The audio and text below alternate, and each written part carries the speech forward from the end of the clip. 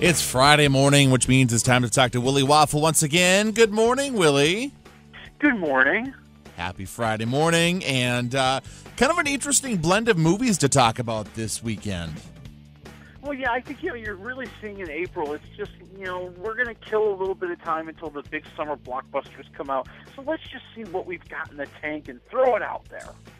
Well, let's see what is in the tank. Let's start off with, I would maybe make the argument is, of the releases, probably one of the bigger ones, maybe. Let's start with The Boss, talking Melissa McCarthy's latest movie. Yeah, The Boss. She plays this woman who's a boastful, egotistical, know-it-all corporate titan. She's basically Donald Trump with lady parts.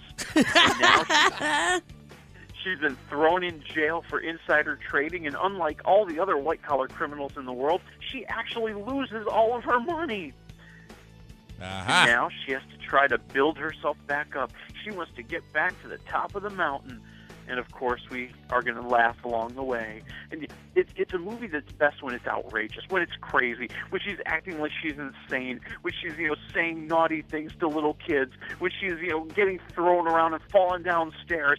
That's the movie you wanted to see. That's the one you signed up for. That's the one that made you laugh. And then, all of a sudden, they decide to get serious on us. Why, we're going to learn a lesson. Why, we're going to humanize her. Ick. I feel like they do this with more movies than they should, though. With all her movies, they do it. Yeah.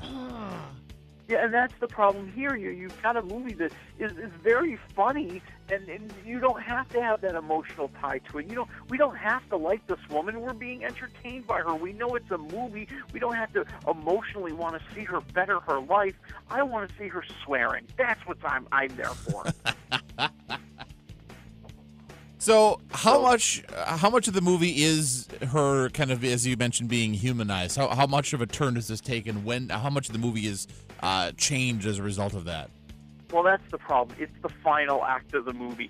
So you feel like the boss just kind of gives up. It's almost like your boss. It snuck out at 2 o'clock on Friday and didn't finish the job. Right. Huh. Well, what are you giving The Boss, Willie? I'm going to say 2.5 waffles. 2.5. Not too bad. Some decent laughs anyway from the sound of it. Yeah, it's going to be okay. All right. Now, another one, and this is, I don't know if it's totally a first, but it's definitely kind of innovative.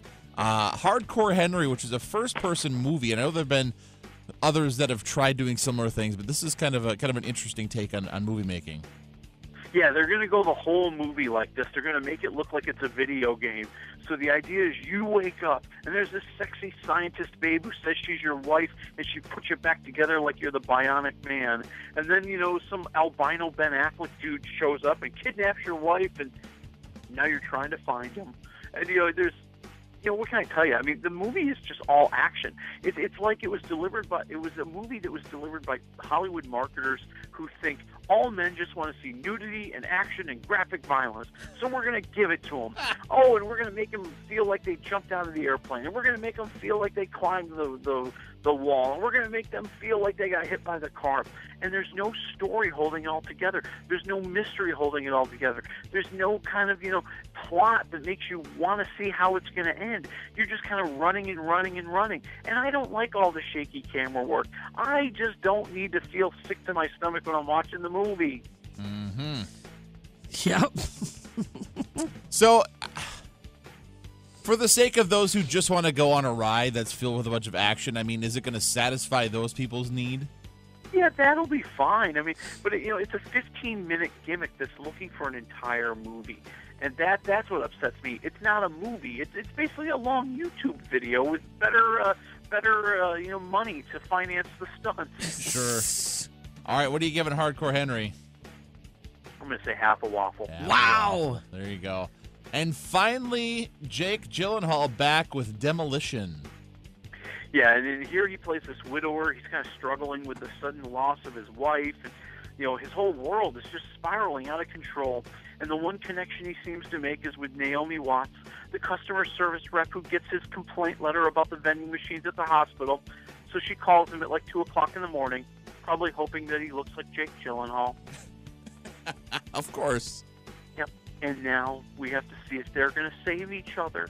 And it's a movie that feels very contrived. I mean, there's all sorts of like attempted goofy scenes that are kind of entertaining, but they just feel like they were thrown in. And then you've got all the emotional manipulation. You kind of know where the movie's going at every moment. But Gyllenhaal and Naomi Watts are very good, and they're going to at least keep you interested. They're going to elevate the material a little bit more. I'll go 2 waffles for Demolition. Okay, all right. Sounds like an interesting mixed bag of movies for the weekend. What's going on DVD this week? This is the week, people. Last Friday you could download it. This week you can get it on DVD. Hold on to your chairs. It's Star Wars: The Force Awakens. We've got some people here in the office that have been geeking out already watching it at home. Oh, boy. Oh yeah. I mean, what else can you say? It's my favorite movie of last year. It's going to be my favorite DVD this year. It's got me all excited and geeked out for what might happen in the future. Because it was a fun movie. I mean, it was truly a Star Wars movie. What truly impressed me about what J.J. Abrams did with the film is that he captured that spirit of Star Wars while also advancing it enough to where it didn't feel like a retro movie. It didn't feel like a throwback. It didn't feel simplistic. It felt like it truly belonged with all the other films, and you're just dying to find out what's going to happen next. You want to find out what's the true story that they've been hiding. I'm all over it. I'm excited.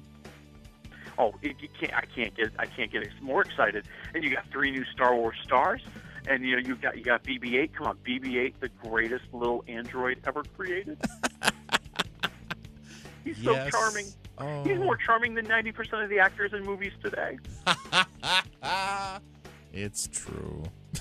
It's true. Well, what are we talking about when we visit next Friday, Willie? Well, next Friday we're going to talk about The Jungle Book. Yes. I've been seeing some reviews from people that have gotten early advanced screenings of it, and they are saying it is amazing, and I'm excited to see what you have to say about it. Well, now I'm a little bit more excited to see it because I had my reservations. I'm not going to lie. The thing is, it's easy to look at a movie like this and go, I don't know. Right? But the casting, there's lots of big names, and I'm just excited. And you get to hear Bill Murray. Right. I'm excited. Well, we'll have to wait, unfortunately, until next Friday to find out more about what's going on in The Jungle Book, the latest, the new revamped version of it, if you will, the live-action version of it. And Willie will have all the details on that next Friday. In the meantime, have a good weekend, a good week, and we'll talk again next Friday, Willie. All right, talk to you then.